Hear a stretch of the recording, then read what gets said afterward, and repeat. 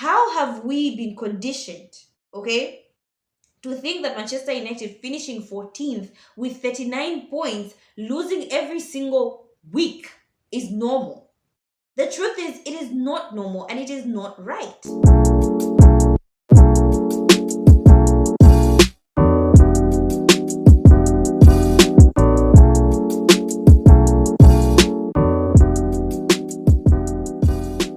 So hi guys, welcome back to my YouTube channel, Football with Priscilla. I'm Priscilla, obviously. So hi guys, welcome back to my YouTube channel. And today, ladies and gentlemen, I just want us to talk about the Manchester United versus Brentford game, in which we saw Manchester United lose 4-3 to Brentford, which brings the total losses for Manchester United this season in the Premier League to 16. But before we get into the video for today, make sure you share, like, and subscribe. Make sure you share, like, and subscribe, and do turn your notifications on, ladies and gentlemen, to know when next I post a video.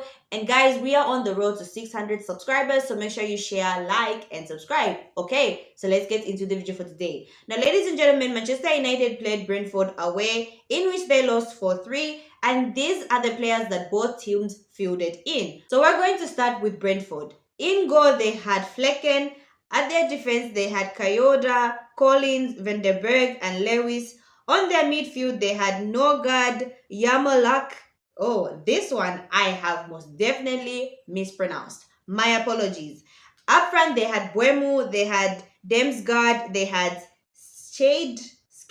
I don't know how to pronounce his name, Skade. And then up front, they had Wissa. Okay, so those are the players that Brentford fielded in. Let me repeat. In goal, they had Flecken. In defense, they had Coyote, they had Collins, they had Van der Berg, Lewis. On the midfield, they had Nogard, they had Yermolike, and then, I'm sorry, I mispronounced that. And in the forward line, they had Buemo, they had Demsgaard, they had Skade, and then up front, they had Wissa. And then for Manchester United, ladies and gentlemen, these are the players that they fielded in. In goal, they had Bayendia. In their back line, they had Fredrickson, they had Matches Delete, they had Luke Shaw. On their midfield, ladies and gentlemen, they had Dogu, they had Ugarte, Maino, and Amas. Up front, they had Ganacho and Mason Mount. And leading the line was Chido Obi Martin. So, ladies and gentlemen, Brentford were playing the 4-2-3-1 formation, while Manchester United were playing a 3-4-2-1 or 3-4-3 formation. Depends on how you want to look at it. So here are my thoughts on the game. The first point, ladies and gentlemen, I think the first half was tailing of the whole entire game. I think in the first half, Manchester United did not have control of the game. And this largely hinges on the fact that we did not have anyone that was holding up play. Okay, so every time Bayendia had the ball and he kicked it long, Chido Obi was supposed to hold on to the ball, but for most parts he was being bullied off of the ball by the Brentford defenders, being Collins and Van der Berg. And so he ended up losing the ball and Brentford kept on coming back at us. Okay, so we didn't really have any control over the front line. The only time we saw control on the front line is when Garnacho had the ball and he was running at Brentford's defense. Chido could not hold the ball long enough to allow his fellow players to come into the game. So we kept on just, the pressure just kept on coming back at us because there was no one holding the ball up front. Now, that's not to say that I think Chido had a bad game. I think he had a typical Manchester United striker game, which is the fact that you are in the graveyard shift, okay? You won't easily be receiving the ball. You'll be isolated up front. You'll be bullied off of the ball and they'll be getting the ball off of you. So any striker that comes to play for Manchester United will look the same way that Chido looked like on Sunday. He looked, for other people, they'll be like, oh,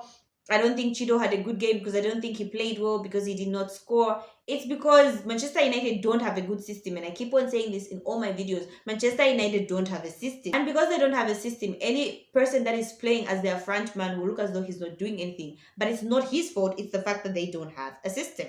So, ladies and gentlemen, the second point I have is the fact that I think our midfield was very shaky. It was very weak. Our midfield comprised of Ugarte and Maino, as well as Amas and Dorgu in the wing backs, okay?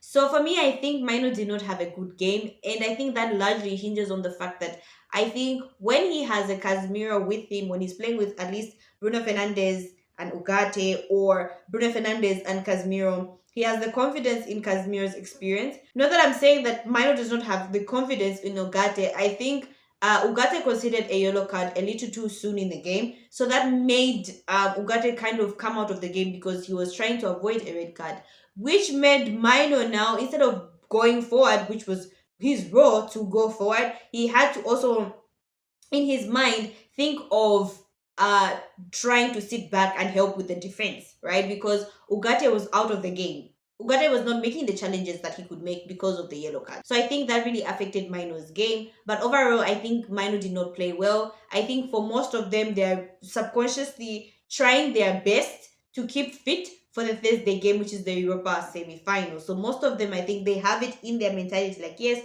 we're playing for the Premier League, but we also don't want to also get injured and then lose the Europa League. So I think that was on Mino's part. I think Mano Ugarte was okay. He was trying to control the game. He was a typical number six. Unfortunately, he got a yellow card, which kind of made him out of the game for a little while because he couldn't make the challenges that he could on a yellow card. So he was kind of off of the game. Even in the game when you were seeing him chasing after somebody, he couldn't chase for long and he couldn't do anything because he knows any slight mistake is a red card. So he was kind of sort of out of the game.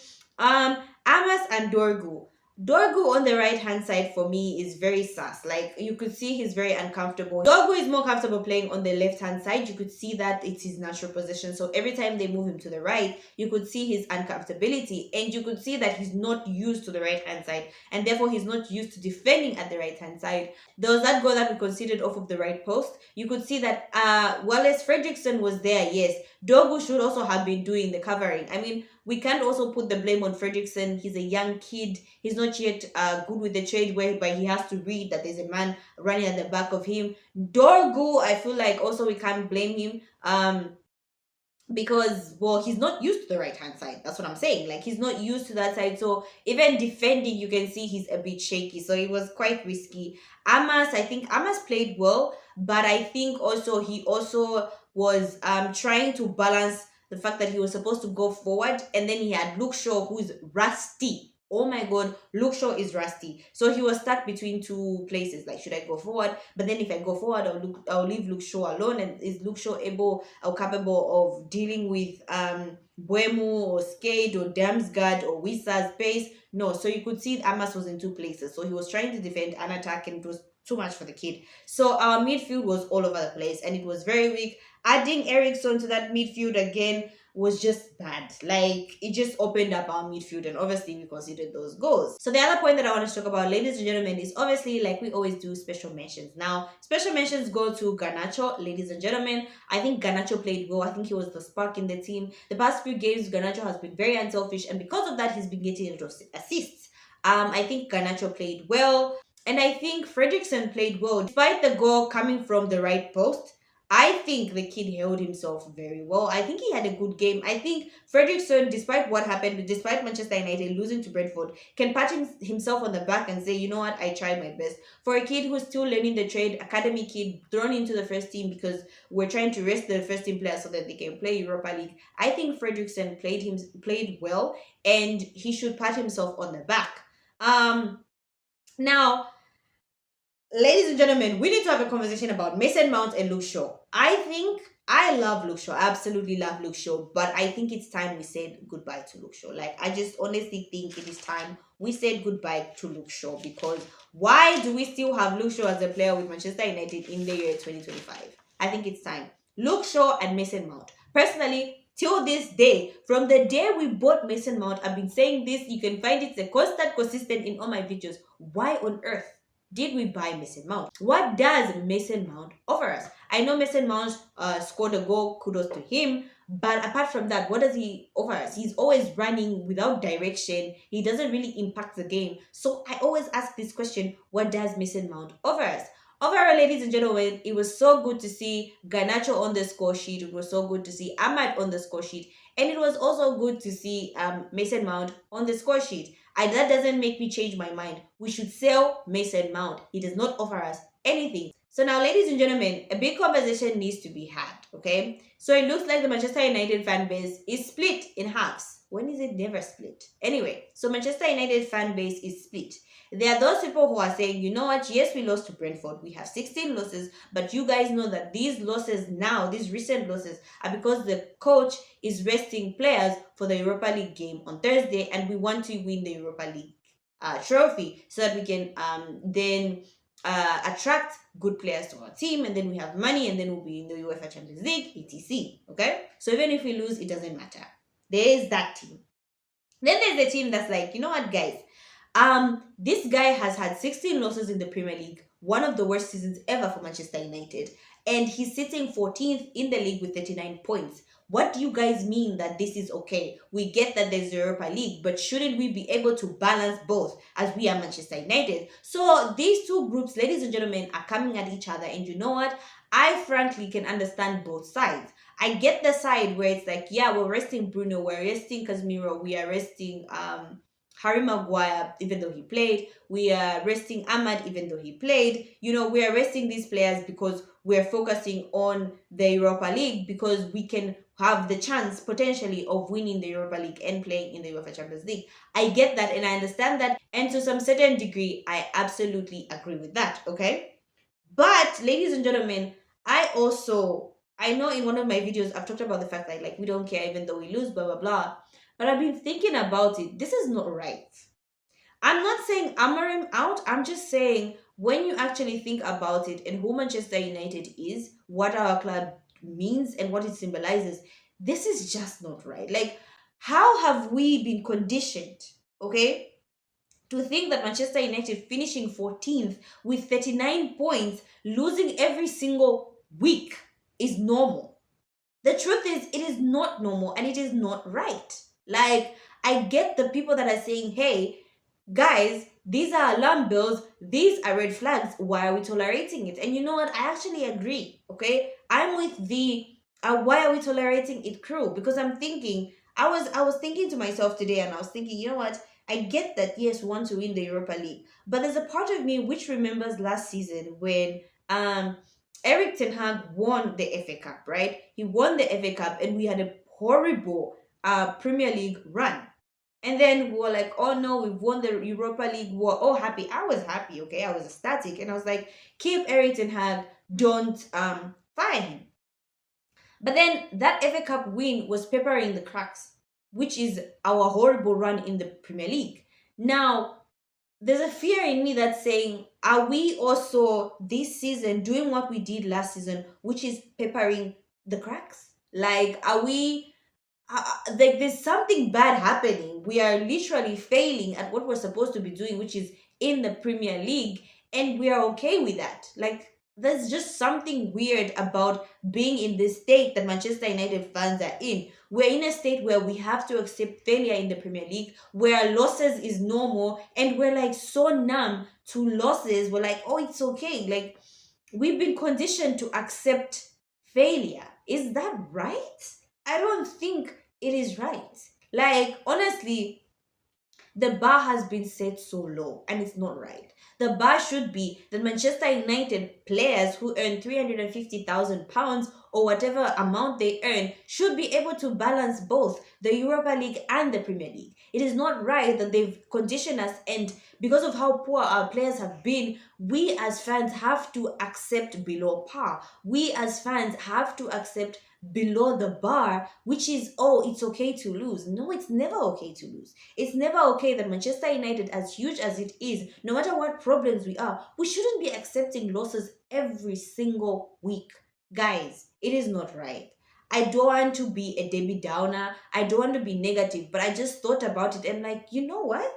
This is absolutely crazy. This is not right. And why should we as fans accept it? Now, I repeat, I'm not saying Ruben Amorim out. I want Ruben Amorim to stay. But there's a fear in me that's saying it's peppering through the cracks. I honestly would give Amorim a season. That's the type of person that I am. If we have a new coach, I'm giving him a season for him to obviously show us what he can do. And if he fails, he fails. But I just feel like the crew that's saying, oh, we want to win the Europa League, so we're resting Bruno, so we're not using Casemiro, we're letting them rest, and Hoyland as well, and new substitutes. so let's throw in the kids, and if we lose, it's okay, and that you guys should not be in an uproar. Like, I feel it's not right that fan base should look down on the fan base that's like, but this is not the standard. This has never been the standard. Why are you guys allowing it to be the standard? It's as if this side of the fan base that really wants the Europa League, which all of us want the Europa League, is gaslighting this side that's saying, hey, we don't want to be losing every week. We don't want to be watching our team lose every week. Like, they are wrong. Like, there's something wrong with saying, oh, I want my team to win every week because my team is Manchester United. Like, it's absolutely crazy. So a huge conversation, ladies and gentlemen, has to be had about both sides of the fan base. So yeah, so that's what I had for you guys today. Thank you so much, guys, for watching. Do comment down in the comment section your thoughts on what I said about the fan base being divided. I would love to hear all your thoughts. So that's what I had for you guys today. Thank you so much, guys, for watching. Make sure you share, like, and subscribe. Make sure you share, like, and subscribe, and do turn your notifications on, ladies and gentlemen, to know when next I post a video. Bye, guys.